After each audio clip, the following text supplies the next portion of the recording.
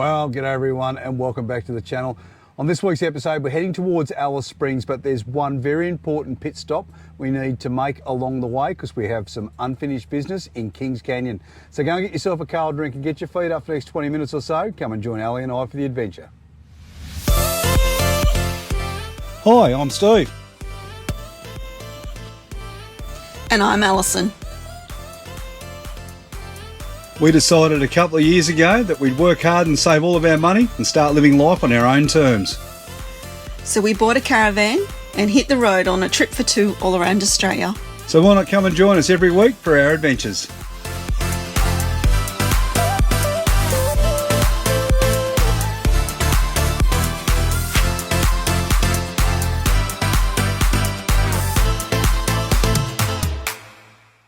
Well, for the second time in a year, and it's been less than a year, hasn't it? It has been less than a year. It was July last year that we were here. Yeah, we've come to the top of Kings Canyon again. I tell you what, I'll do it again next year. It's a beautiful walk when you come up here. We're in the area where the ancient sand dunes were. So umpteen million years ago, the area we're standing right now was surrounded by ocean, and the big cliffs, which I'll cut in some pictures of, or the big rocks around us, were all sand dunes. Well, that's what they believe anyway, don't they? That's what we've been told, yes. So anyway, we're going to continue on with the walk up and check out the Garden of Eden here today, don't we? We do. That was the bit that we missed last time. Yeah. Not sure why we missed it, but we missed it. It's a beautiful part of the walk, and of course we're going to check out Priscilla's Gap. Yes. All right, let's get on with it. This is quite a famous area when you do the Kings Canyon walk. For those who've seen Priscilla, Queen of the Desert, this is now affectionately known as Priscilla's Gap.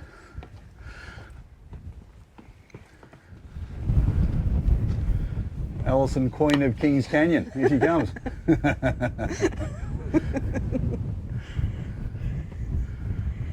One of the great things about the walk is when you come through Priscilla's Gap and you walk or start to walk further into the gorge, if you like, or the gap itself, the Kings Canyon domes really start to reveal themselves. Check this out.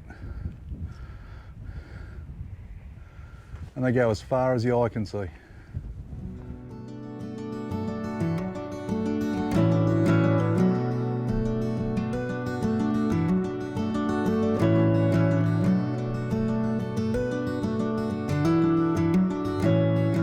So one of the things you really need to think about if you're coming up here, particularly with young children, is there's some very, very steep cliffs, and the next stop is about 100 metres below us in the valley floor. There's no protection around those cliffs, just some signs to tell you that they're there. So yeah, just something you need to be thinking about if you're coming up here, because it's a beautiful place for everyone to enjoy, but you just need to be, you know, just a little bit mindful and definitely keep a close eye on your kids when you come up.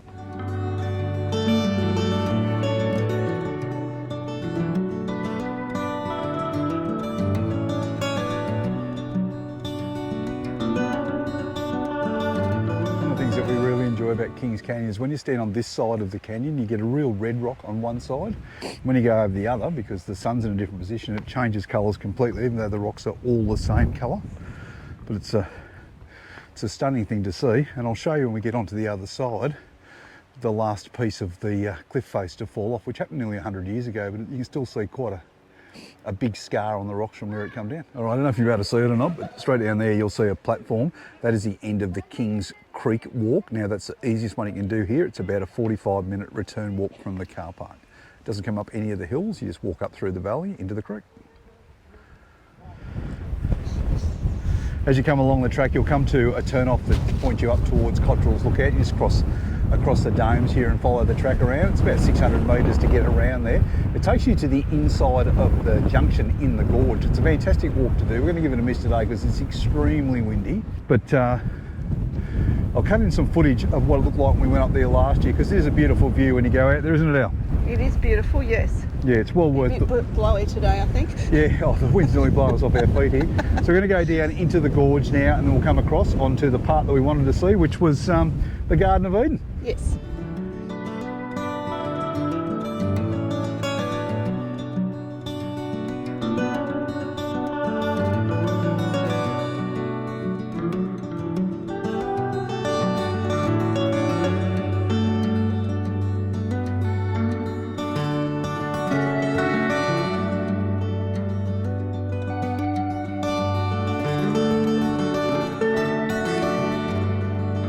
going to to take the walk now down to, you have to excuse me, I'm looking where I'm going. I'm just going to take the walk now down to the Garden of Eden. And this is a section we missed last year. It's a 600 metre walk return, and it takes about 20 minutes or so, but they walk and it's well worth the look. Excited, Al? I am excited. It looks like it's got more water in it as well, so. It does. And the plants are out too, aren't there? There's a lot of plants flowering at the moment. It's much greener, yeah, so it's different to last year. It's good to see. It certainly is. Anyway, let's get into the Garden of Eden.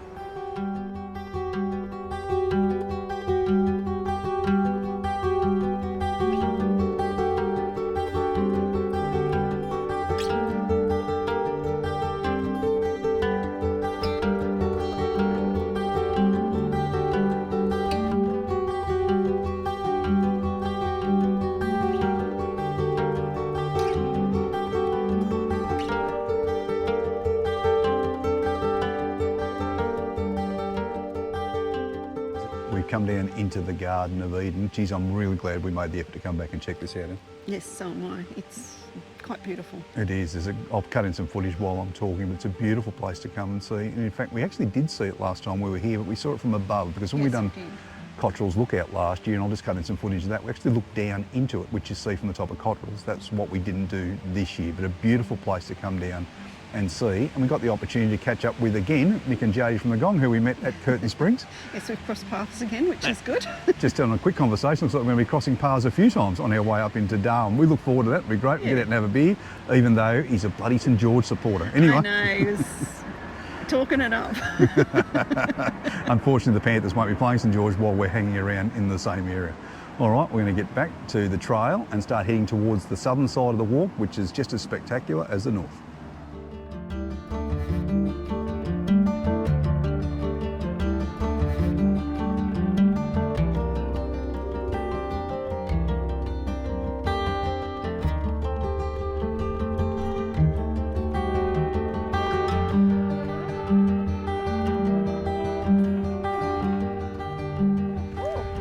Found a goanna here and just inside the rocks. He's being very cautious. He's backing up very slowly, but I'd say he's just been out here sunning himself. I'm glad it's a goanna and not a bloody snake, I can assure you of that. The first thing you'll notice as you start to come across towards the southern face is the landscape changes completely, and there's thousands of domes here to have a look at. It's very much like a moonscape. It's very, very different to see. All right, I don't think I mentioned it before, but when you do the rim walk here at Kings Canyon, it's a one-way walk. So you start at the staircase, you walk your way up, and then you walk your way through that we've showed you as we've gone along today. And then when you make the transition to the south wall, you'll come to a small bridge and it's got a gate on it, and that's to stop the people on the south wall from continuing on this way. I think they do it for a safety reason, and some of the tracks too aren't quite wide enough to have people moving two ways on them. So yeah, I'd say it's predominantly just for safety, so everyone's moving in the same direction all of the time. So as I explained, over on the northern wall there was a huge chunk of its wall that fell down into the valley, and when you come onto the southern side you definitely get the best view of it, but all of that light colour sandstone that you can see there is the part that fell away. That happened back in the 1930s. I've got to say that's probably about the size of at least a football field, at least. That is a huge amount of rock which fell down there. It looks like it could have broken off yesterday when you look at the rest of the rocks. But as you go further up into the valley there, or into the gorge, that's where we were down in the Garden of Eden, where you can see the tree there at the end. So it's a beautiful, beautiful walk.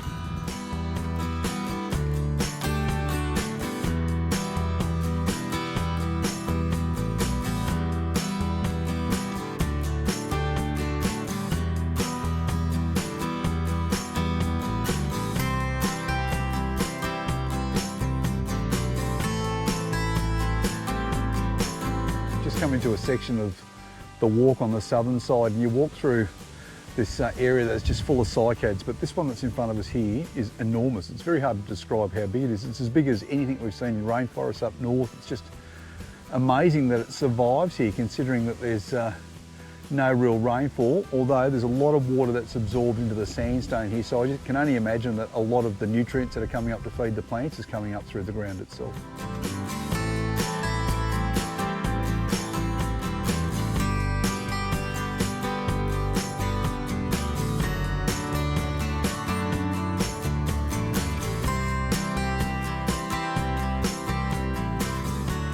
This is Kestrel Falls. Now in heavy rain, this turns into a waterfall, which would be absolutely amazing to see. I think you have to get tipped off to know that there was water coming over the top, or you just knew there'd been a lot of rain here. But it's called Kestrel Falls because it's named after the birds that nest in it. If you have a look on the rock face there, you might be able to see some white marks on the rock. That's where the kestrels land. Finally, this formed pathway is the descent from the rim walk, but if you're coming to do the south wall only, this is the way you go up and the way you'll come back down. And you can see the car parks located down the bottom. You find toilets and drinking water and just information about the walks that you're going to do or the walks that you've just done. After we finished the rim walk up in Kings Canyon, we went to one of our favourite campsites anywhere, and that's up at Ginty's. You'll find that at the start of the Morini Loop, perched up on top of the cliff tops, looking out across the valleys towards Kings Canyon, and the stars at night are absolutely amazing.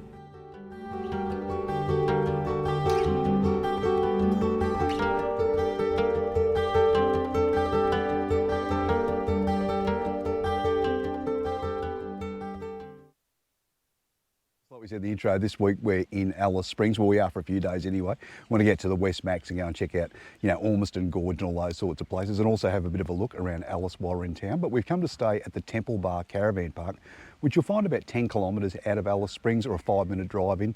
Really nice place, set right at the base of the West Macs. Let me show you around. So here's our spot here. We're in the unpowered section, but you get a water hookup, so that's a bonus. This one cost us $27 a night. So we're going to stay 3 nights, so I think that totaled out at about $81 or so. But they're good roomy sites. You get a little bit of shade in the afternoon from the trees, and you might be able to see through the trees there, the West Macs. But over here, the view there of an evening, they light up like Uluru, I suppose is the best way to describe it. They just glow bright red at sunset. Unbelievable. Really good place to come and stay. Really safe, and as I said before, an easy drive into town. So I've just quickly retreated inside because the flies are starting to get pretty full on outside. But as I was saying, we've come back into Alice Springs this year. We want to have a better look around, don't we, Al? We do. We didn't get that opportunity last year. It was NAIDOC week, and they also had curfews on as well. Yeah, there was a lot of problems in town last time, so we sort of steered clear. But we've come in this time. We're going to spend about 3 days here, I think. Go in, have a look around town itself and a few attractions around town. We might get out and have a look at the old Telegraph station and the original Alice Springs, or where Alice Springs got its name. That should be good. Yes, that will be good. And then we're going to go for a drive out in the West Macs. Now, we were going to camp through the West Macs this year, but we decided not to after we had a few electrical problems and our caravan doesn't work. We don't want to go down dusty roads and just get dusted. So it's not ideal, no. It's not. We're going to use this as our base. We'll get out there, but we'll go out to Ormiston Gorge and all of those sorts of places. They're beautiful areas to go and check out, so we're certainly going to go along for those. Is there anything else you want to do, or else? I was going to say, it's not far really to the gorges that we want to see from here, so it's a different option and another good option. It certainly is. And of course, Alice is a base town, so there's like Woolworths and Coles here and Kmart and all those sorts of things. Yes, it's a good place to restock and regroup. Yes, it definitely is. And just one last tip about Alice Springs, if you're coming here, and this also includes other areas in the Northern Territory. If you want to grab yourself a carton of beer or a bottle of wine or something like that, just check the times on the bottle-os. They're not opened all day, and they're not opened every day, and you need to take your ID with you because obviously police check that, and so does the guy or the girl behind the counter, just to make sure you've only purchased alcohol once that day. Yes, they have varying alcohol restrictions throughout the NT. They certainly do. So I might grab a carton while we're here before we get out and start exploring around Alice.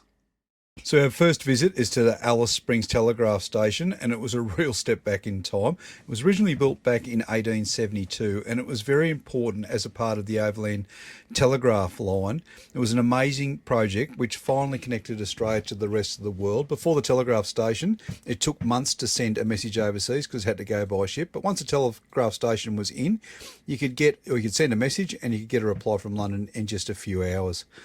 Those preserved stone buildings that you can see in the background are just a great reminder of the huge effort and pioneering spirit that it took to link our country to the rest of the world.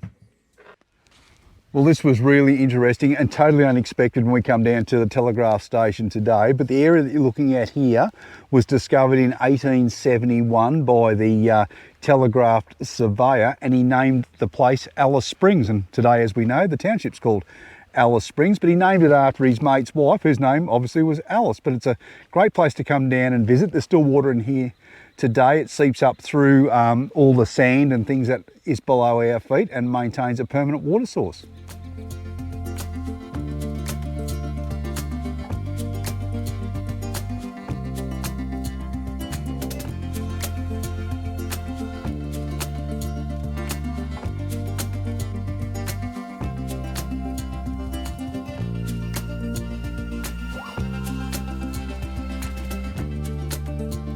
Unfortunately, like we said before, and I don't want to harp on this, but the flies are a real feature this year of the travel out here. There is millions of the bloody things, and they do become quite annoying, and they do really dictate your day. It's very uncomfortable to get out in like the middle of the day, and you're sort of restricted to mornings and afternoons. But anyway, we'll persist and get out and have a look around here. But we've come to the top of Trig Hill now, and you get a fantastic view back over the old Telegraph station, and of course of the ranges that surround you here in Alice Springs. Check it out.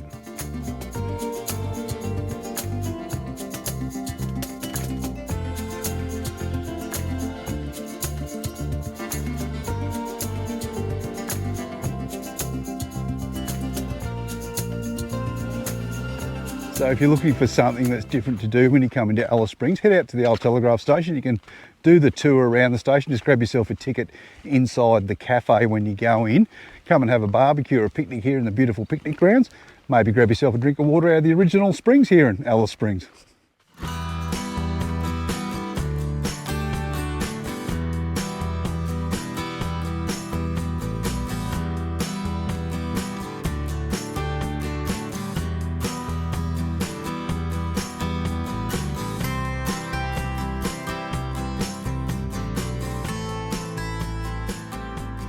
We come up to Anzac Hill here in Alice Springs. It's a fantastic place to come and visit, not only for the memorial, but just for a view around town. It's beautiful. And then the view of the West Macs is unbelievable from up here. Check it out.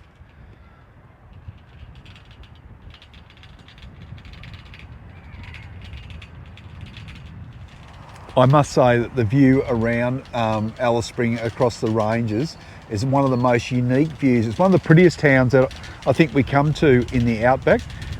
Particularly with the mountain range that surrounds it. Just a little bit about Anzac Hill. It was first named Anzac Hill in 1934 because of the memory of the soldiers who lost their lives during World War I. But traditionally and culturally, it's always been a place of interest, particularly for the early Aboriginals that lived in the area. And you can do a guided tour here. You simply download the app on your phone, turn it on, and you can follow the path around. Just look for these little feet and they'll tell you the next point to listen to on your tour.